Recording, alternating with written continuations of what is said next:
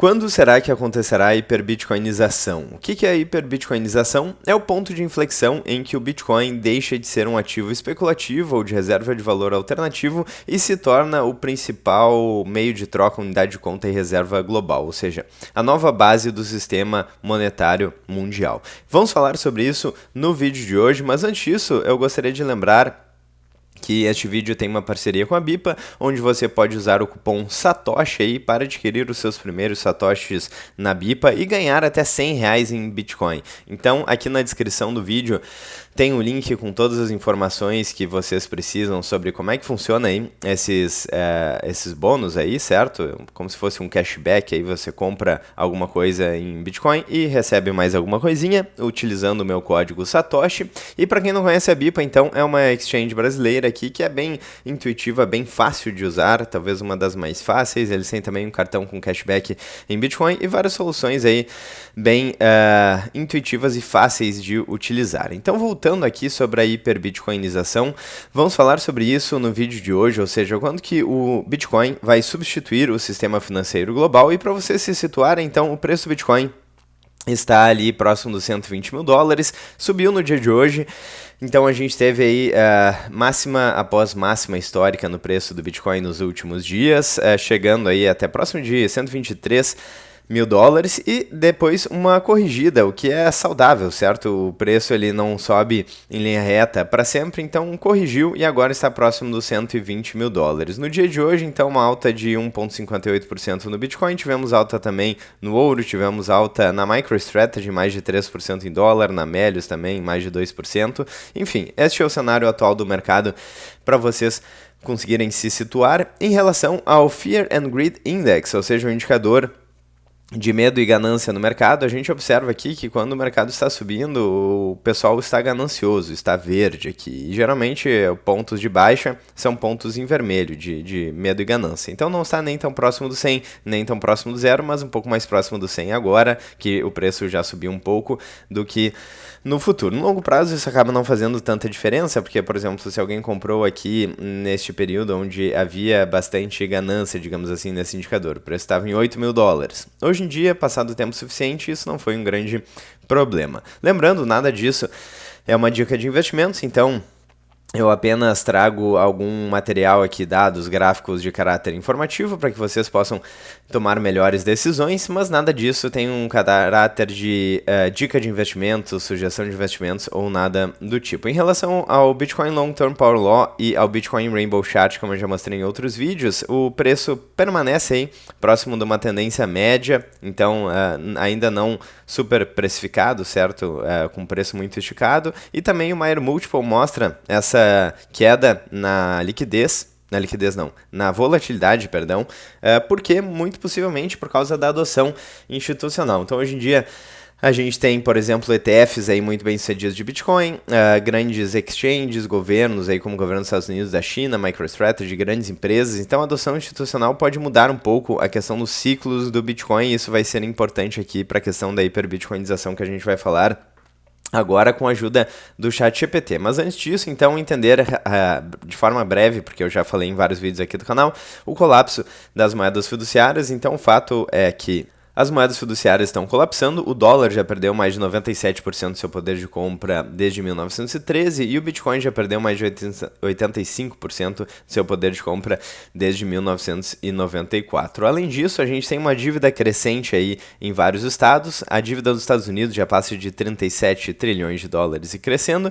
e temos uma dívida praticamente impagável em vários países, ou seja, o colapso das moedas fiduciárias. Isso já era muito claro para economistas clássicos, mas as pessoas estão cada vez mais percebendo isso. Estão procurando alternativas. Não à toa o Bitcoin está na máxima histórica, não à toa o ouro está na máxima histórica também.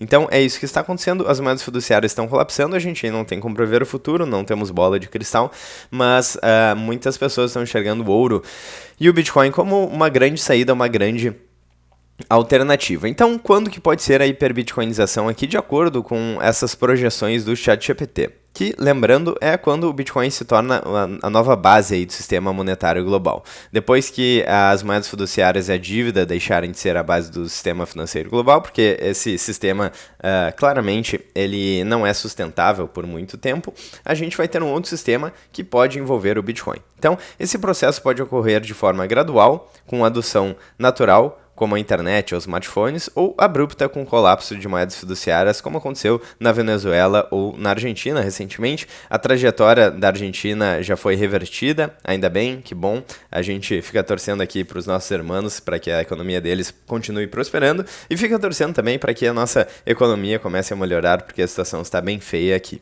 Mas agora falando sobre os ciclos do Bitcoin e a tendência de adoção, então historicamente o Bitcoin se comporta em ciclos de 4 anos relacionados ao halving, redução pela metade da emissão dos novos Bitcoins, isso que é o halving. E a cada halving a escassez aumenta, o que tende a levar a uma nova alta nos preços cerca de 12 a 18 meses depois. Isso sempre foi assim, me parece que isso pode mudar em breve por causa da adoção institucional, que torna a volatilidade um pouco menor, como eu já mostrei neste gráfico aqui. Como vocês podem ver, o pico e o topo estão menos discrepantes, certo? Então o gráfico está oscilando mais aqui, a variação em relação à média múltipla, e além disso, a oferta do Bitcoin faz cada vez menos diferença. Então, por exemplo, neste gráfico aqui, a oferta, no caso, a recompensa dos mineradores. Então, o período de halving, quando a recompensa dos mineradores cai pela metade, faz cada vez menos diferença, porque a gente já tem boa parte dos bitcoins minerados. Então, se cair de 3.125 para 1.5, por exemplo, não vai fazer tanta diferença assim como fazia no início. Aí, quando a gente leva em consideração o preço de qualquer ativo, a gente precisa pensar em oferta e demanda, e do ponto de vista da oferta, o halving já não faz mais tanta diferença. Bom, então, seguindo aqui, eles mencionam ciclos aí do Bitcoin. O primeiro ciclo aí em torno de 2012, com 80% de correção no bear market, certo? E aqui indo de $1 para 1.200 em 2013. Então, falando pelo momento de alta, né? Uma alta aqui em 2013, 4 anos depois 2017, 4 anos depois 2021 e 4 anos depois agora, na verdade, estamos em 2025 e de fato estamos em um período de alta. Então, até agora, pelo menos, esse período de 4 em 4 anos continuam se repetindo. Não sabemos até quando. E o que ele conclui aqui é que a cada ciclo o preço atinge novos patamares e o mercado amadurece. Mesmo com grandes correções, o fundo de cada ciclo tem sido mais alto do que o topo anterior. Quais seriam então as projeções para os próximos anos se o padrão dos ciclos continuar? Então podemos projetar o seguinte. Vamos dar uma olhada aqui nos números que o ChatGPT gerou. 2025, então, faixa de preço estimada entre 180 e 350 mil dólares. Então o pessoal está otimista aqui nesta projeção. Seria um novo topo histórico provável com o fim do ciclo atual. 2026, então, uma correção, preço do Bitcoin entre 90 e 150 mil dólares, que seria o bear market. Caramba, quem diria um bear market próximo de 100 mil dólares, certo? Que era um topo tão aguardado. Em 2029, então, entre 300 e 700 mil dólares, um novo ciclo de alta. E 2033, entre 800 mil dólares e 2 milhões de dólares por Bitcoin, com expansão acelerada e possível fim do padrão de 4 anos, certo? Pela adoção institucional, pela redução da relevância aí dos períodos de halving na oferta de Bitcoin e por aí vai, certo? Então, adoção por preço, ponto de virada. Hoje o Bitcoin representa menos de 0,5% da riqueza global e se atingir 5%, hoje é menos de 0,5%. Se atingir 5% da riqueza global, ou seja, um market cap de 25 trilhões de dólares, acima até do ouro, então um pouco acima do ouro, o Bitcoin pode valer 1,2 milhão de dólares. E se tornar, inclusive, o maior ativo global, porque se a gente der uma olhada aqui nos maiores ativos por market cap, a gente tem o ouro aí no top 1 em 22 trilhões de dólares, o Bitcoin em sexto lugar, muito próximo aí de Amazon, Apple, Microsoft e por aí vai, próximo da prata também, recentemente passou a prata, Google, enfim, por aí vai, certo? Então, claro, o ouro pode valorizar até lá, o que é provável aí, pelo menos em dólar. Então, mas enfim, se esse cenário se concretizar, teremos o preço do market cap do Bitcoin talvez próximo do ouro. Se absorver 20%, como ouro e títulos públicos fazem, o Bitcoin pode superar os 4 milhões de dólares por unidade. Esse movimento não depende apenas de tecnologia, mas também da falência do sistema atual. Qual que é o gatilho, então? O fim da credibilidade fiduciária. O aumento da dívida global, que já ultrapassa 350 trilhões de dólares. Caramba, é uma dívida aí realmente absurda, certo? Consequência, é claro, das moedas fiduciárias de deixar o dinheiro na mão de políticos e burocratas que não estão preocupados com você e que se beneficiam através do efeito Cantillon. Por isso que o Bitcoin é tão lindo, não é só a questão do number go up, certo? Do preço se valorizando, mas o Bitcoin ele traz várias consequências sociais positivas, que é basicamente a privatização do dinheiro, a descentralização do dinheiro. Então, por exemplo, todos os problemas que se acentuaram desde 1971 com o final do acordo de Bretton Woods e da paridade dólar-ouro. Então, vários desses problemas são corrigidos novamente com o Bitcoin, ou podem ser corrigidos novamente com o Bitcoin, melhor dizendo. Taxas de juros artificialmente manipuladas. Então, a gente está falando sobre o gatilho para o fim da credibilidade fiduciária. Já falamos sobre a dívida. Taxas de juros artificialmente manipuladas, a gente já mencionou em outros vídeos do canal como bancos centrais manipulam taxas de juros e geram bolhas econômicas, estouram bolhas econômicas e criam vários problemas na economia real.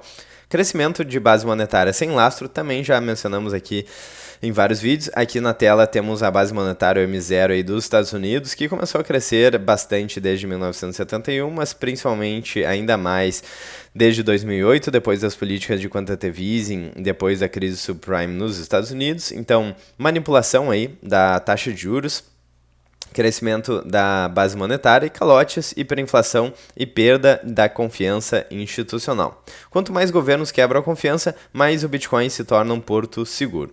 Quando então que pode ocorrer a hiperbitcoinização? E aqui eles dividem em 3 cenários, certo? O ChatGPT divide aqui em 3 cenários, lembrando, é claro, que existe o viés das minhas conversas anteriores e tudo mais, enfim, eu sempre falo aqui no canal, mas é bom mencionar novamente. Então, tem o cenário otimista, conservador e moderado. E é claro que otimista depende aí da perspectiva, porque o colapso das moedas fiduciárias talvez seja meio caótico, mas talvez seja inevitável também. Então, nesse cenário otimista, digamos assim, as condições incluem adoção institucional, crise em moedas emergentes e competição entre Estados Unidos e China. E esse é um ponto importante que a gente já mencionou aqui. Então, quando a gente vê os top 10 detentores de Bitcoin, a gente vê logo os Estados Unidos e a China. Então, pode ser que a gente tenha uma nova corrida espacial, uma nova guerra fria, só que dessa vez envolvendo o ouro digital, ou seja, o Bitcoin. Então, de acordo aí com esse primeiro cenário, a estimativa seria para a hiperbitcoinização já entre 2029 e 2033, ou seja, bastante cedo. Eu acho que vai ser mais para o futuro, não sei. Bom, cenário moderado, então, condições seriam crescimento orgânico, mais falência parcial de sistemas de aposentadoria e dívidas, com estimativa entre 2035 e 2045. De fato, parece ser um cenário mais moderado, talvez mais provável, lembrando que a gente não tem como ter certeza do futuro.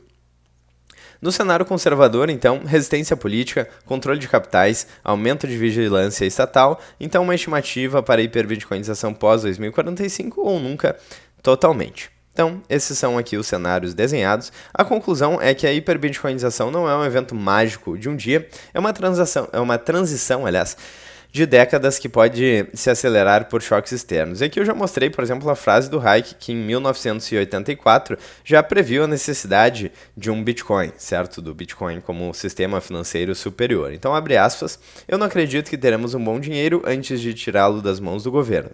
Tudo que podemos fazer é introduzir algo que eles não podem parar. Fecha aspas, Hayek já em 1984. Então, não é de hoje o problema das moedas fiduciárias e do monopólio das moedas por parte de políticos e burocratas do Estado. Então, e se o Bitcoin nunca chegar lá, então, ainda assim, ter uma fração dele pode proteger você contra a inflação, a falência estatal e o colapso das moedas fiduciárias.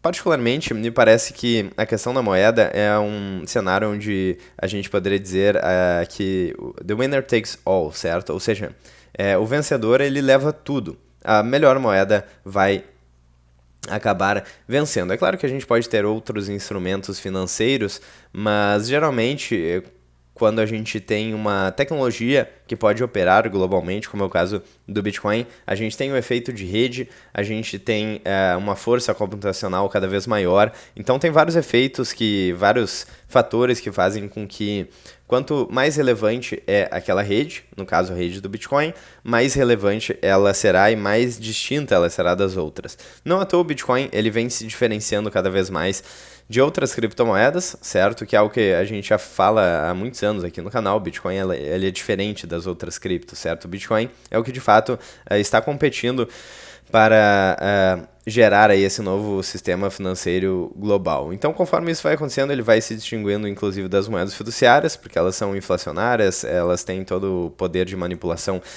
por parte de políticos e burocratas, e, enfim, tem essa competição com o ouro, mas pelo menos em termos de adoção e valorização, o Bitcoin vem ganhando muito mais velocidade do que o ouro, e o ouro tem alguns problemas clássicos que geraram, inclusive, os padrões fiduciários tradicionais que a gente tem hoje, que são problemas de transporte, de armazenamento, de verificação, e aparentemente o Bitcoin ele cumpre essas tarefas melhor. Enfim, teremos que ver as cenas dos próximos episódios, mas é muito interessante ver isso ao vivo junto com vocês. E se vocês gostam do conteúdo do canal, deixem um like, cliquem no sininho, inscrevam-se no canal, fiquem à vontade na seção dos comentários, cliquem no hype, que tudo isso ajuda muito aqui o canal. Eu espero que vocês tenham gostado. Eu vejo vocês hoje ou amanhã no próximo vídeo. Um grande abraço e até mais.